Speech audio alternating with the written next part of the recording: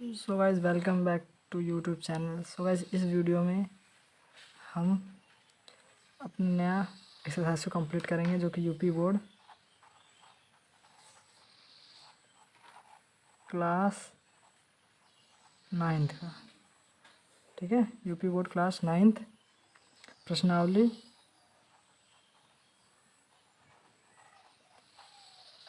प्रश्नावली 1.2, ठीक है। 1.2 तो यहाँ पे प्रश्नावली 1.2 में फर्स्ट क्वेश्चन बोला गया है कि नीचे दिए गए कथन सत्य हैं या असत्य, कारण के साथ उत्तर दीजिए। अब इसमें हमें बताना है कि सत्य है या असत्य है और कारण भी हमें देना है। तो हम कर रहे हैं प्रश्न नंबर पहला, ठीक है। तो प्रश्न नंबर पहला क्या बोल रखा है कि प्रत्येक अपरिमेय संख्या एक वास्तविक संख्या है ना। हमने फर्स्ट वीडियो में पहले डिस्कशन कर लिया है, आप वो इंट्रोडक्शन वाली वीडियो ज़रूर देखना, जभी आपको पूरा चैप्टर समझ में आएगा, ठीक है। तो मैंने पहले आपको बता दिया है कि प्रत्येक अपरिमेय संख्या वास्तविक संख्या होती है। अब आप सबसे पहले अगर जानना हमें तो हमें जानना पड़ेगा वास्तविक संख्या होती क्या है। मैं सिर्फ उत्तर इस पर बताऊँगा, मैं इसमें उत्तर बताऊँगा। तो सबसे पहले हमें जानना है कि अपरिमेय संख्या क्या होती है और हमें जानना है वास्तविक संख्या क्या होती है। वास्तविक संख्या है ना, वास्तविक संख्या शॉर्ट फॉर्म में बता रहा हूँ मैं ऐसे, क्योंकि मैं बहुत पहले लेक्चर वो वाला बहुत बड़ा वीडियो हो गया है, इसमें शॉर्ट फॉर्म में बताऊँगा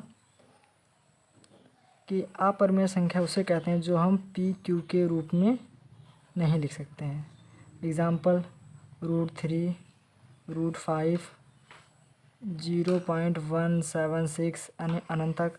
और वास्तविक संख्या क्या होती है? वास्तविक संख्या जिसमें सभी संख्या जाती है। अपरिमेय भी, अपरिमेय, परिमेय, प्राकृतिक, पूर्ण संख्या, पूर्णांक संख्या, सभी प्रकार की संख्या आती है उसे वास्तविक संख्या बोलते हैं, ठीक है। तो ये बोला गया है क्या अपरिमेय संख्या वास्तविक संख्या है, तो हम लिख देंगे हाँ, तो है, क्योंकि वास्तविक संख्या कौन सी संख्या होती है? वास्तविक संख्या अपरिमेय और परिमेय सभी प्रकार की संख्या को मिला के वास्तविक संख्या बनती है। तो इसका आंसर क्या रहेगा? इसका उत्तर हम लिख देंगे फर्स्ट का रहेगा सत्य कह रहा है, तो सत्य लिखेंगे, ठीक है। कारण पूछा गया है ना, तो कारण भी हमें देना पड़ेगा। तो हमें नीचे लिखेंगे कारण, कारण बोला गया तो हम कारण लिखेंगे। तो मैंने पहले से लिखा कि शॉर्ट वीडियो बने। अब कारण हम लिखेंगे क्योंकि वास्तविक संख्या में सभी प्रकार की संख्याओं का संग्रह होता है, इसीलिए यह सत्य कह रहा है ना। तो ठीक है, अब समझ गया होगा आप। अब सेकंड क्वेश्चन क्या बोल रहा है? फर्स्ट का सेकंड क्वेश्चन बोल रहा है कि संख्या रेखा का प्रत्येक बिंदु, संख्या रेखा का हम क्या कर रहे हैं? सेकंड क्वेश्चन कर रहे हैं। बोला कि संख्या रेखा का प्रत्येक बिंदु रूट यम के रूप का होता है, जहाँ यम एक प्राकृतिक संख्या है ना। अब संख्या रेखा पर जितनी भी रेखा होती है सब रूट यम के रूप का होता है। तो क्या कह रही है ना, देखते में पता चल रहा है कि असत्य बोल रहा है। क्यों बोल रहा है असत्य? कारण बोल रहा है क्योंकि ऋण संख्या प्राकृतिक संख्या का वर्गमूल नहीं होता है ना। हमने इस क्वेश्चन को देखते ही बता दिया था। क्यों बता दिया था? क्योंकि हमने फर्स्ट वीडियो अच्छे से देख रखा और समझ रखा है, ठीक है। क्योंकि इसमें जो है रेखा पर प्रत्येक बिंदु रूट यम के रूप का नहीं होता। क्यों नहीं होता? क्योंकि ऋण संख्या प्राकृतिक संख्या का वर्गमूल नहीं होता। मतलब जो ऋण संख्या होती है वो प्राकृतिक संख्या का वर्गमूल नहीं होता। अब प्राकृतिक संख्या कौन सी होती है? जिसमें एक से स्टार्ट होती है, उसमें तो ऋण संख्या आती नहीं है ना। तो ये समझ गए होंगे। अब इसका फर्स्ट क्वेश्चन का थर्ड पार्ट देखते हैं। प्रत्येक वास्तविक संख्या एक अपरिमेय संख्या होती है। अब बोला गया है प्रत्येक, हमें देखते हैं कौन कौन किसने किसने बता दिया कि ये असत्य है। जिसने कहा ये असत्य है वो उसका सही आंसर है। देखते हुए पता चल गया कि असत्य है। कैसे असत्य है ना, देखते ही बता दिया किसने असत्य है। अब हमें कैसे पता चल गया असत्य है? अब हमें ऐसे बता दिया कि असत्य है क्योंकि अब वास्तविक संख्या क्या होती है?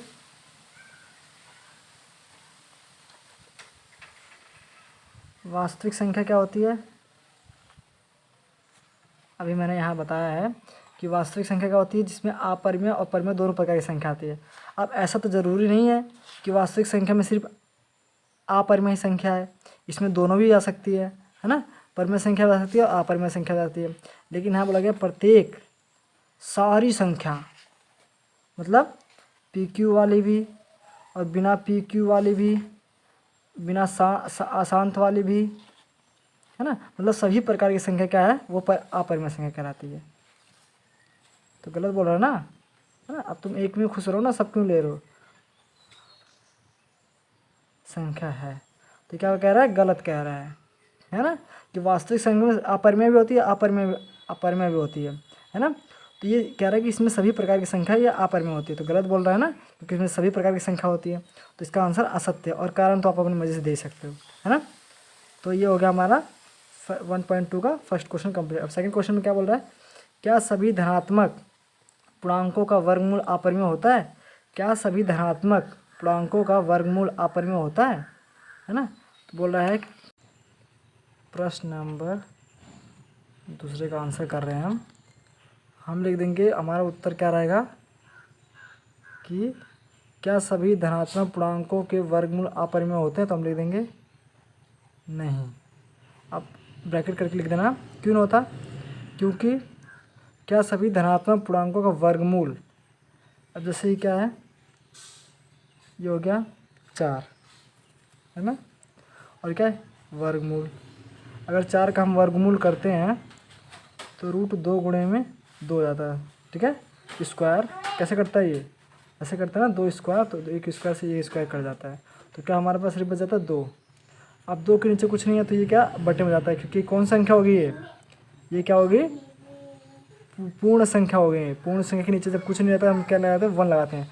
अब ये पी क्यू के रूप में हो गया, तो ये कौन संख्या बन गई, ये क्या बन गई, ये परिमेय संख्या बन गई, है ना, ये परिमेय संख्या है ना। लेकिन यहीं पे देख लो रूट 3 का वर्ग नहीं होता, है ना, तो ये क्या है, ये क्या है, ये अपरिमेय संख्या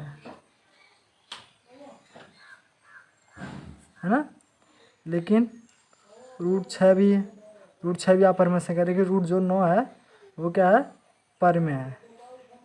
आप समझ गए परिमेय कैसे है, क्योंकि रूट 9 का वर्ग होता है, क्या वर्ग होता है, 3 स्क्वायर, 3 स्क्वायर से 2 स्क्वायर कट गया, 3 बच गया। अब 3 के नीचे कुछ नहीं है, तो 3 के नीचे हम ला देते हैं, अपरिमेय संख्या, परिमेय संख्या बन जाती है ना। तो ये बोला क्या सभी धनात्मक पूर्णांकों में वर्गमूल अपरिमेय होते हैं, तो क्या नहीं होते हैं, है ना। कुछ कुछ होते हैं, कुछ कुछ नहीं होते हैं, है ना। यदि नहीं तो एक ऐसी परिमेय संख्या, एक ऐसी संख्या के वर्गमूल का उदाहरण दीजिए जो एक परिमेय संख्या है। तो ये हम ले लेते हैं उदाहरण